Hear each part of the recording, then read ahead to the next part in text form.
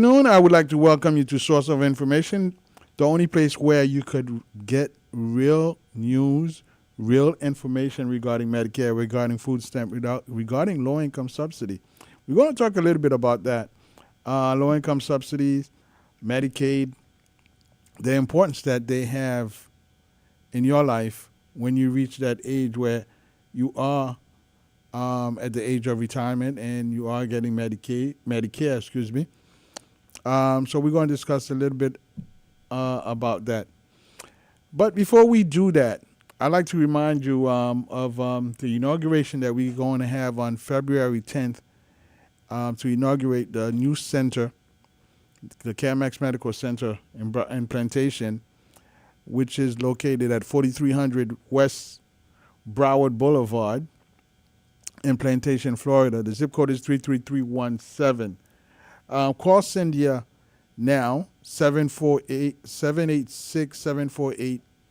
Wow, 748. Let me give you a different number. I think 748-6211. 748-6211. Call Cynthia at that number and reserve your spot. It is on February 10th from 1, I believe, from 1 in the afternoon to 4 in the afternoon. So come in. You have the chance to celebrate with us, have a chance to really visit the clinic, and really celebrate this momentous moment because it's really, we started back in 2011, and to this point, we've managed to see a lot of patients and provide a lot of services. So now we've gone to a bigger place where we have more spaces to accommodate all your needs.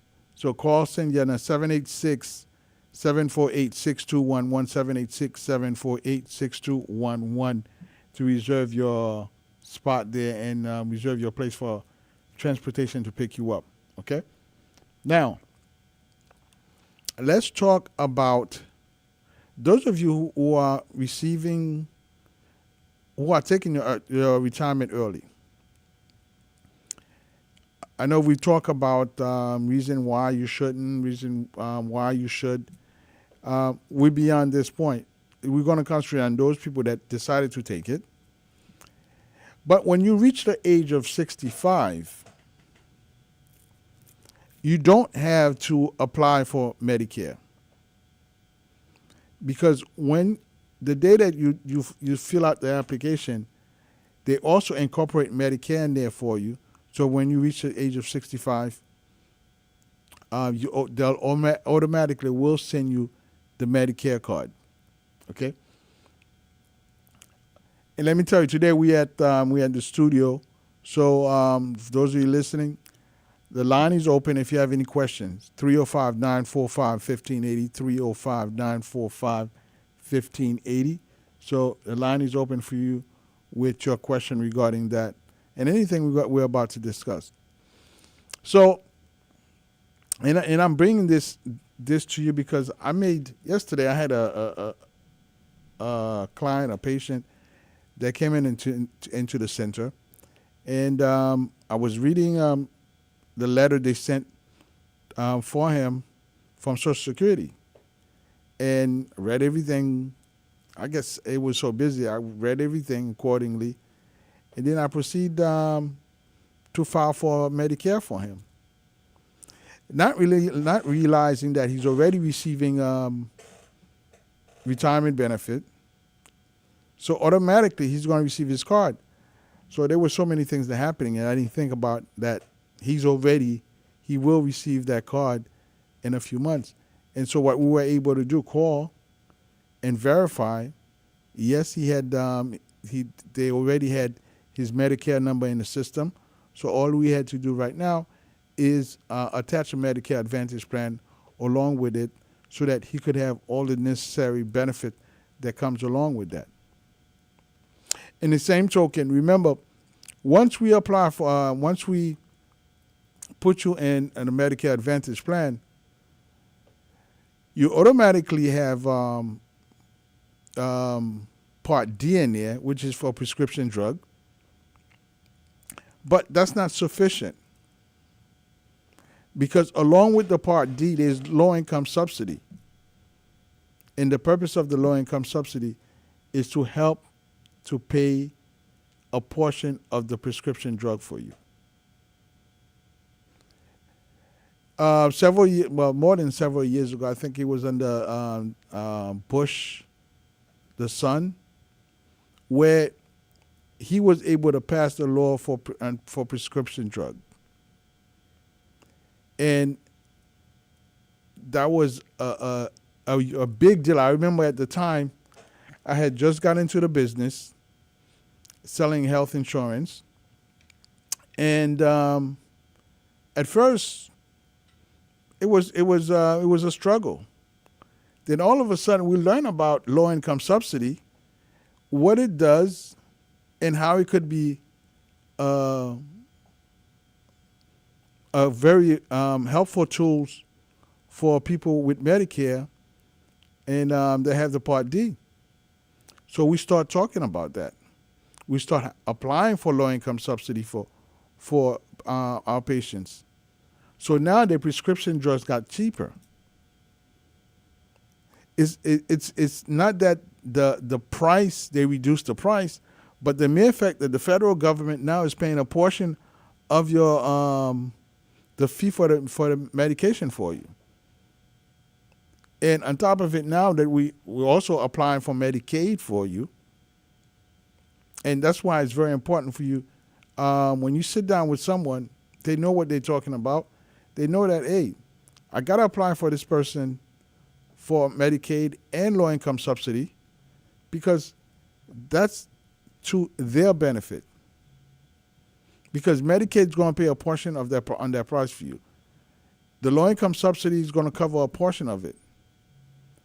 The plan that you are on is going to cover the other portion of it. So therefore, now, the minimum, we used to say you have a somewhere between $0 to $6 that you may copayment that you may have. In most cases, you don't have any copayment, and the reason why, because if you're using a generic medication, if your doctor is using a generic medication, you absolutely have zero. You have zero copayment for it. So that's why back then, and we're talking about 15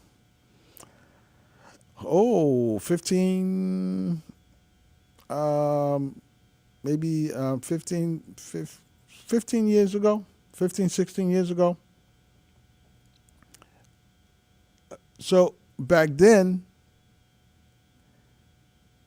a lot of people was complaining about the price of medication that they have to pay. They have to consider whether to ration the medication they're taking, especially insulin, or whether they, not buy enough food and make sure they have the money for the medication, whatever the copayment is. So when we did come and educating the public about low-income subsidy, how it's going to help, and it made a great impact in their lives at the time. And low-income subsidy still today is still making a great impact in your life, whether you are aware of it or not, because it's still the law of the land, and it's still covering a portion of your medication for you. So when you have an agent that sit down with you, and they tell you that they're going to enroll you in a plan, well, that's the item you must ask them. Are they going to enroll you or fill the application for low-income subsidy for you? Another name for it is help with prescription drug. Now, you will receive an envelope. That envelope, when you receive it, it's a 5x7 envelope. And in there will be the application for help with prescription drugs. You fill it out and it comes with a, a prepaid envelope inside where you put your application inside and send it in. They will process your application, and any medication, it automatically go on your record once they process it. So when you go to a pharmacy and you provide your insurance card, or even with your social, you could type it and say, okay, this person have Medicaid, this person have low income subsidy. So when they process that in medication, the percentage that each area is supposed to pay, it goes to them. So they issue a check and the pharmacy get paid. Just that simple. Now, it may go directly to the plan, where the plan itself pay for the full amount and then get reimbursed from the federal government for the low income subsidy and from the state for the Medicaid. 305-945-1580, 305-945-1580.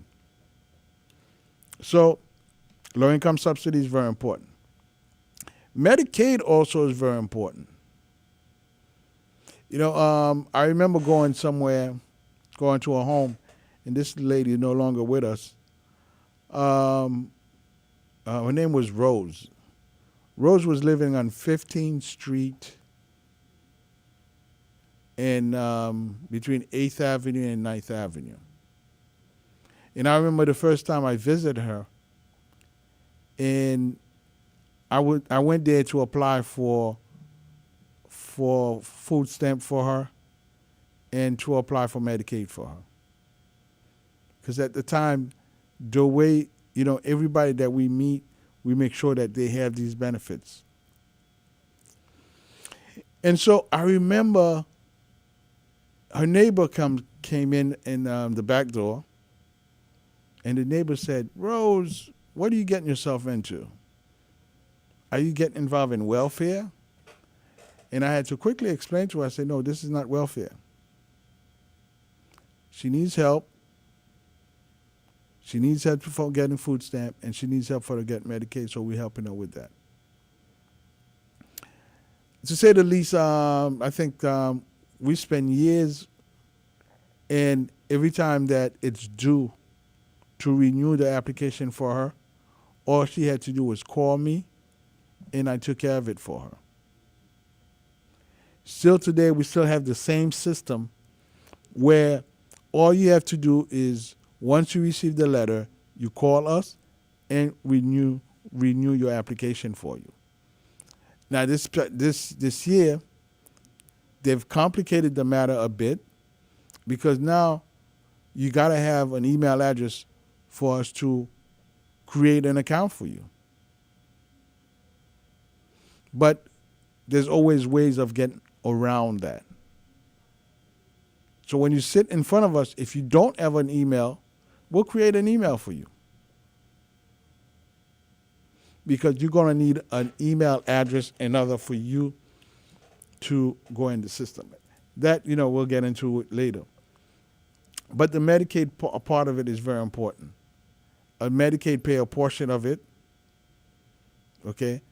And a portion of the prescription drug. Actually, Medicaid pay for all the co-payment, co-insurance, and deductibles that you may have.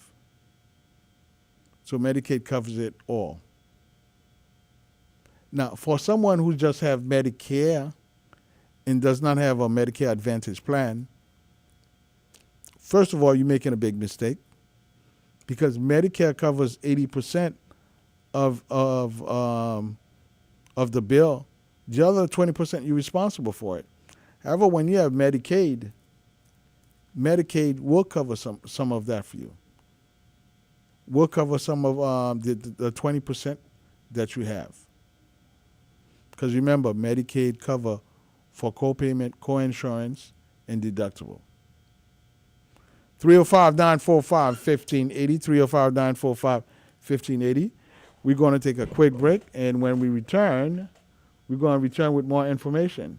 You are listening to Source of Information We'll be right back. So we're talking about low income subsidy and Medicaid, which is a part that covers any additional payment that you may have on your prescription drugs that the plan does not cover. Okay. Um, and yes, there is some costs that the plan may not cover. So that's why we make sure you have low income subsidy. We make sure you have Medicaid. So you are covered 100% of for your prescription drugs. We started to tell you back then. One of the things that changed in the medical community is that the doctors finally realized that the patients need help. By prescribing more medication that they can't afford is not doing them any good. So a lot of doctors started to, and some of the reform that was made in pharmaceutical, a lot of the doctors what they started to do is prescribe generic. Generic basically is the same medication. It's just a small adjustment that they make on the not the menu but the recipe of their medication. So they make a small adjustment, whether it's added something different, where the medication still have the same effect.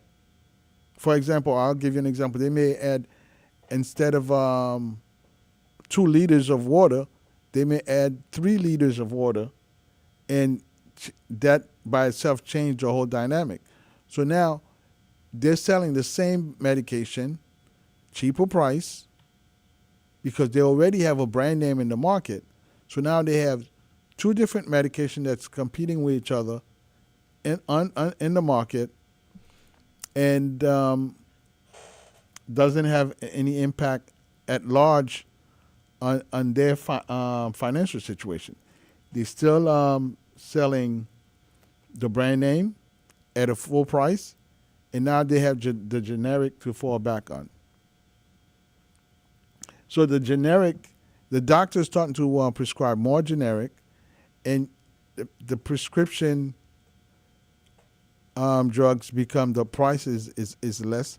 For example, for a lot of medication, for antibiotics, you could actually go to, I think it's Publix, get the antibiotics for free. There's a lot of other medication. This year, I think it was this past month, but this year insulin, the price of insulin has dropped to $35. So the highest amount you could pay for a vial of insulin is $35. Whereas before you were talking about $300, and there's others. There's one that you take once a week that was $700. So a great stride has been made in prescription drug, yet there's still a lot of work to be done. There's still a lot of work to be done when it comes down to bring the price of prescription drugs down. So low-income subsidy is important. Medicaid is important to make sure that the price stays down, to make sure that it's affordable for you. What I want to talk about, we talked about those people that's in early retirement right now, and that's still working. I think it's necessary from time to time for us to come back and remind you of how much is the income limit is. For this year, the income limit is $22,320. So you could make as high as $22,320, where if you go above that, for every $2 you make, they're going to hold back a dollar for you. Okay? Now, we discussed the Social Security salary cap, which is $168,600. This annual limit, the contribution, and the benefit base, this amount is also commonly referred to as a taxable maximum. For earning in 2024, the base is $168,600. Now, if you take your early retirement at the age of 62, technically they'll tell you that there's no limit. Of course, no one is going to put a cap on how much money you could make. But keep in mind that if you're making, I'll throw a number. If you're making $50,000, there's no reason why you should be filing for early retirement. Because what's going to end up happening is that the amount that you're going to get for Social Security, basically, you're not going to get that because it's going to go back into paying the additional amount that you made over the income limit. We see that this year that the income limit have increased. Every time they give you a cost of living adjustment, the same thing with the income limit increase. You see that with the same month that you become 66, the income limit now is about $59,000. Every time that they increase, so all the other areas that's increased. Speaking about that, a lot of you probably have already received a letter from Department of Children and Family to let you know that your food stamp amount will be decreasing because your income has increased. So for those of you, then the only thing that's needed to be done is basically sit down with us. We'll do a review of your benefits, income, and expenses to make sure that everything is up to date. Not only up to date, so we could make any adjustment that's need to be made. Because remember, throughout the year, last year, probably during the time that you were receiving a certain amount, at the same token, certain things went up. The light bill went up, gas went up, the rent went up. So those adjustments was not made. So now that it's time for you to review your benefits and reapply, then that's the time to make those adjustments so that your food stamp amount could remain at a practical level. Okay? So the earning limit has increased. For those of you that's early retirement, now it's 22,000. We said 22,320, and for those of you that reach the 66, we mentioned it's 59,520. So it's 59,520, and at that point, if you exceed the 59,520, for every $3 you make, they hold back $1 for you. Okay, and after you reach the full retirement age, then there's no limit that's set or cap is set on you on how much you can make. Now, the only difference is the more you make, the more you contribute to Social Security. And if you're contributing more, that only means that your retirement benefits will increase. So let me put it a different way. If you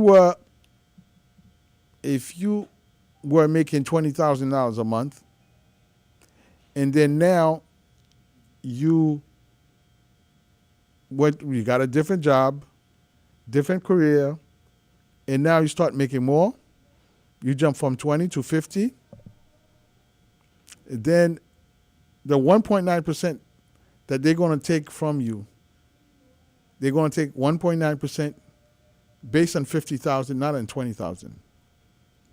So your contribution is larger. And remember, they use the last 25 years to come to terms to how much money that you'll be receiving from your Social Security. So it's always good to for that adjustment, that increase to happen, because it's going to reflect your income upon retirement. 305-945-1580, 305-945-1580. Let me hear from you. Let me hear from you. Let me hear if you have any question regarding that.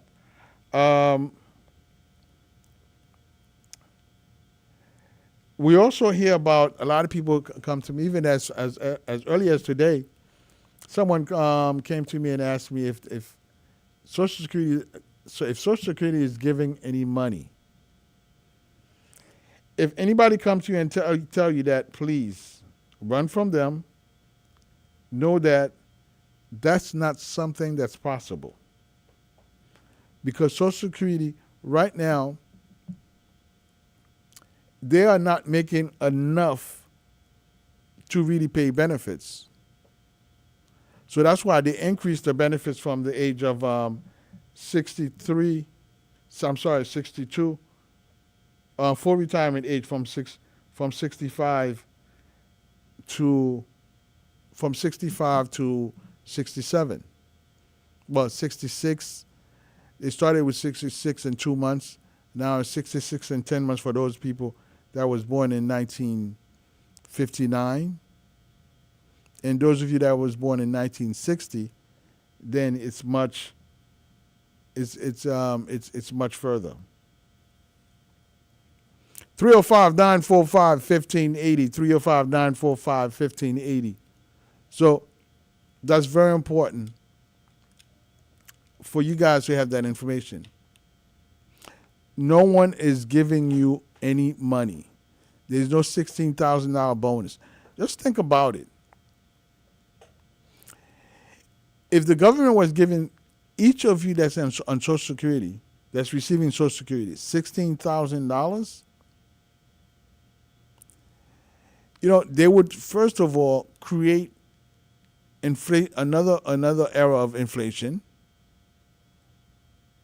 and we would never be able to get out of our current situation. So the drama would continue on, and then we will be complaining about the price of gas, the price of food, the price of rent. So that's why the government is not even considering that. So if anybody tells you otherwise, please let them know that call me on 954-667-4885 so we could set them straight. We don't want anybody spreading false information out there. It's not to your benefit. And even if you're doing it, it's not a good look.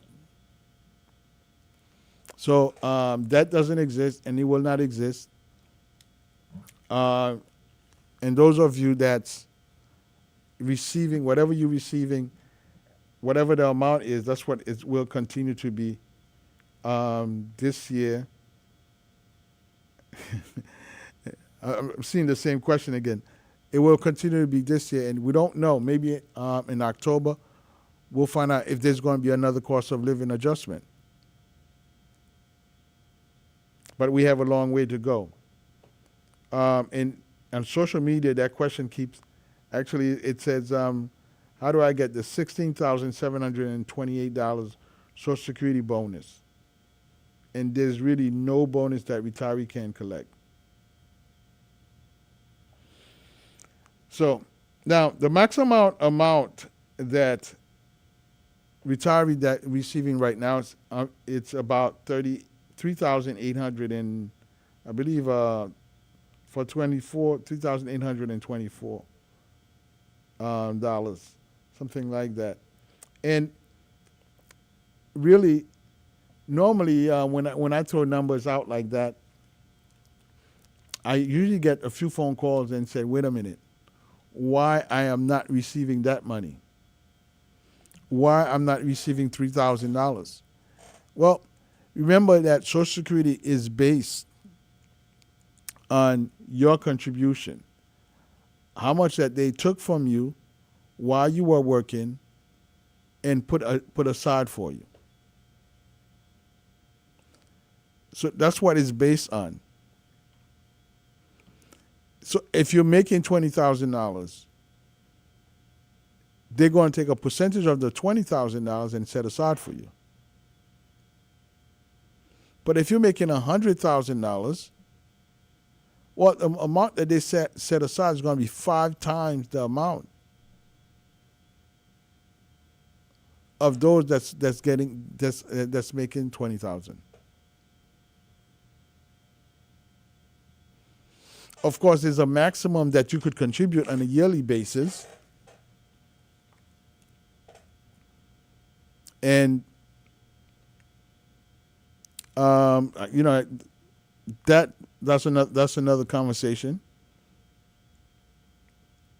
We discussed about 168,000.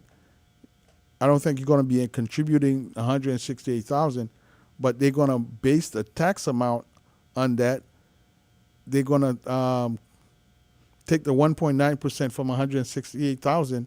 That's the cap that they will withdraw from you. So if you do 1.9% times 168,000, and it'll give you that amount, which is probably about 17,000. That it's interesting. I say that. Let's figure it out. So 168,000. I think 800 times 1.9% gives you about $4,000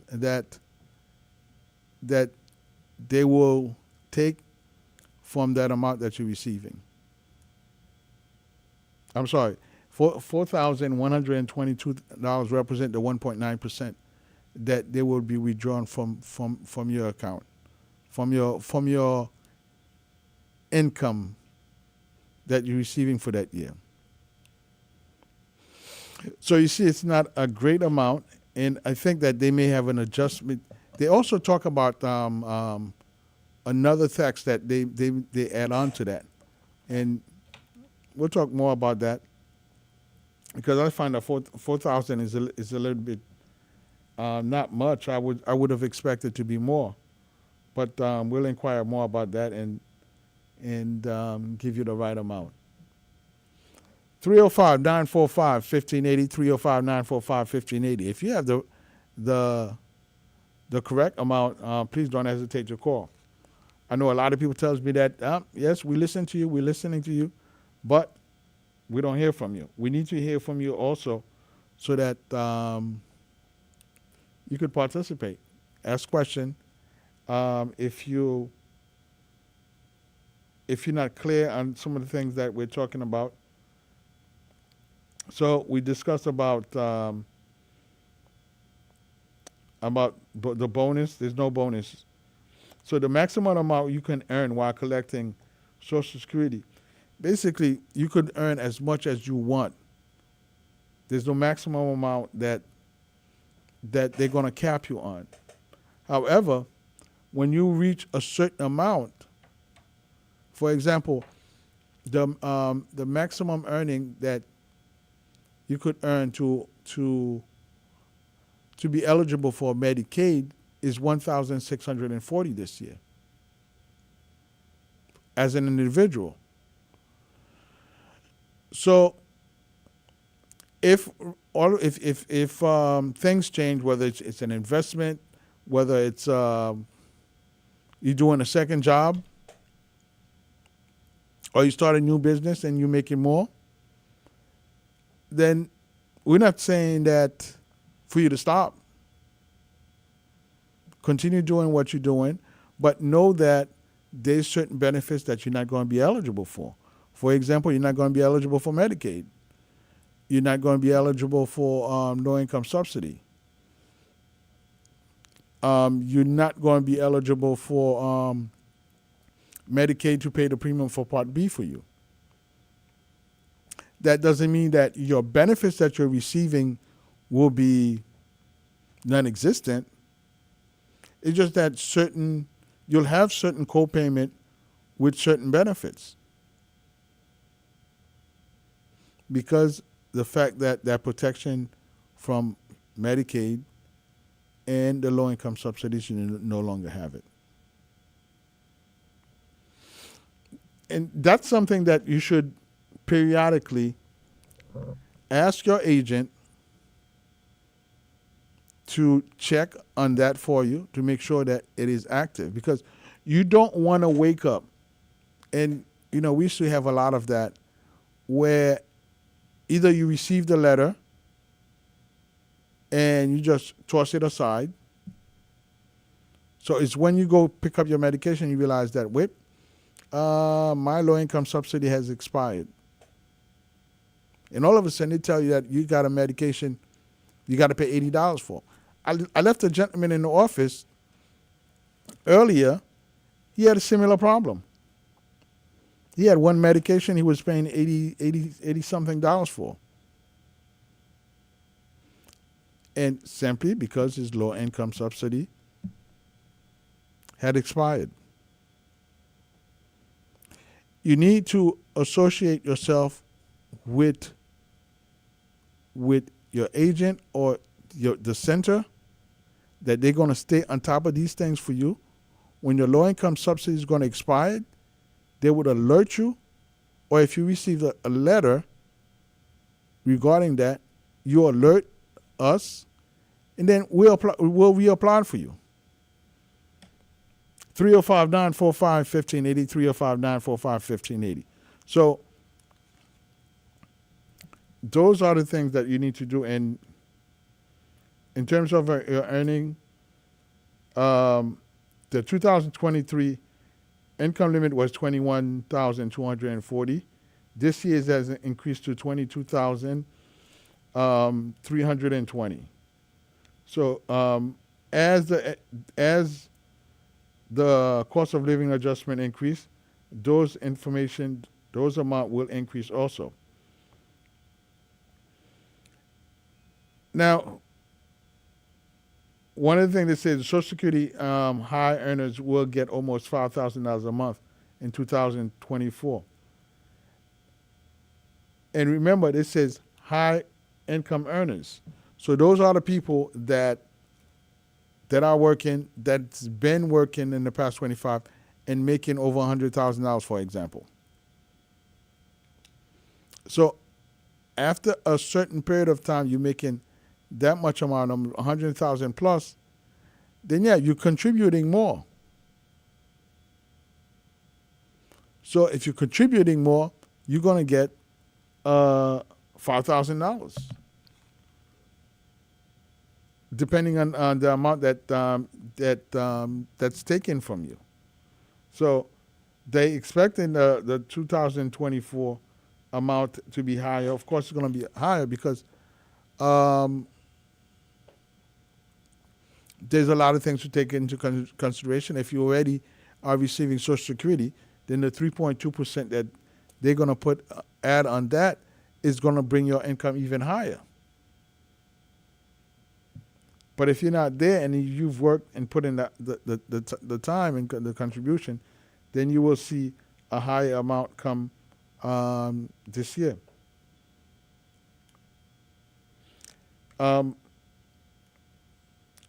We discussed that you could make as much as you want. There's what they call a 10-year rule. And the way, usually when we sit down with someone, we ask them if they worked in the United States and paying taxes for 10 years. Because it equates that for every year that you work, you're basically contributing 4 credits.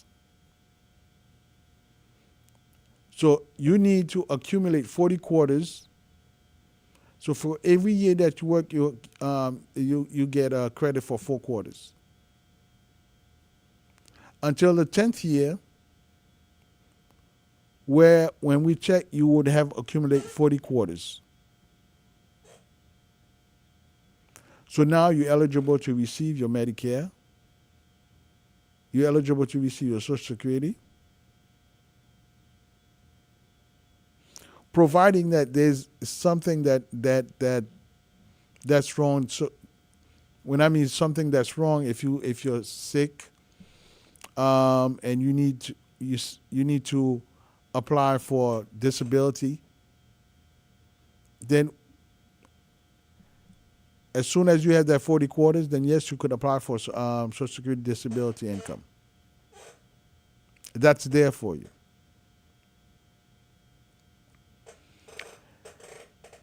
Then there would also, with the Social Security disability income, after 24 months of receiving it, then you will also be eligible to get Medicare. And along with that, with the Medicare Advantage and all that good stuff. Remember, Social Security disability income, when you apply for disability, if it takes them a year to find you eligible, then from the day that you put in that application, let's say that it takes 12 months for them to approve it, well, then they owe you 12 payments. 12 payments that all the months that they didn't pay you from the time that you apply. So they will pay you all that. Social Security disability income also operate this way. When you reach the age of 65, it automatically change also. So it's no longer Social Security disability income. Now it's Social Security Administration, SSA. So it's done for you automatically. The restriction that you had before no longer is in effect.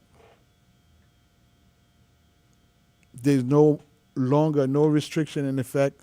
And the restriction we were talking about is there's a work pay program that allow you to work a certain amount of hours. So now you could basically, there's no limitation on how many hours you could work. There's no limitation on whether you could work. And now you have your freedom in a sense, because not that you would want to go to work, but if you have the desire, because I've had people come to me and say, well, I'm tired of staying home. I like to get out there and do something. Well, once you reach your full retirement age, then you have that you can do that with no restriction. 305-945-1580, 305-945-1580. So that's an option that's there for you. The disability, and the definition of disability is not able to continue to do the type of job that you're accustomed of doing. That's why they ask you a question like whether you're able to kneel down, sit for a period of time, or stand for a period of time, or lift a certain amount of weight. So all those are the questions that they will be asking you to see if you're eligible.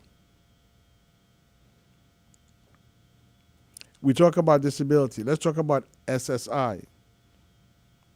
And today we're trying to squeeze as much information for you. And for those of you that's listening for the first time, Well, you got plenty of information. You could always reach me at 954-667-4885. 954-667-4885. You could always reach me there if you have any question, and we'll be more than happy to answer your questions. Okay? So with SSI work totally different than retirement benefits, than disability benefits. It worked totally different. The way SSI work, first of all, you have to be of certain age for you to be eligible for SSI. It is not the olden days where, for example, my grandmother, we moved to New York in 1972. And in New York, it seemed like you didn't need to be a U.S. citizen to get SSI. There's certain restriction that was not there. So my grandmother came and had her never worked in the United States and was receiving SSI until the day she died.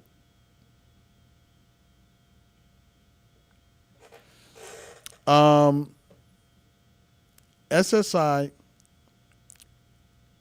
is very strict in terms of regulation. You have to be a U.S. citizen. You cannot travel outside the United States and spend and stay more than 29 days. Any change that's being made, you have to report it to Social Security within 10 days. So that's any change that's happening inside your house. Those changes have to be reported. And there's an income limit. For this year, it's $943. In terms of assets, how much money you could have in the bank, is $2,000 for a single person and $3,000 for a couple.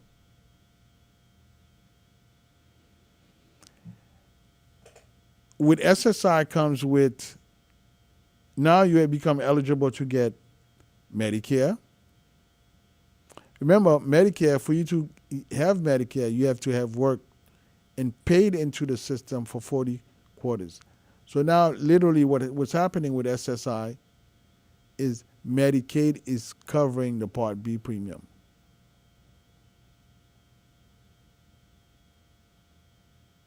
Okay? So Medicaid is covering the Part B premium for you with SSI.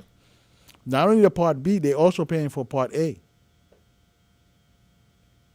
So that not only is giving you an income, but is giving the capability to have health insurance directly from the government. It doesn't get any better than that. I usually tell people that your Medicare insurance that you're getting from the government is just as good as any public official that's receiving government coverage.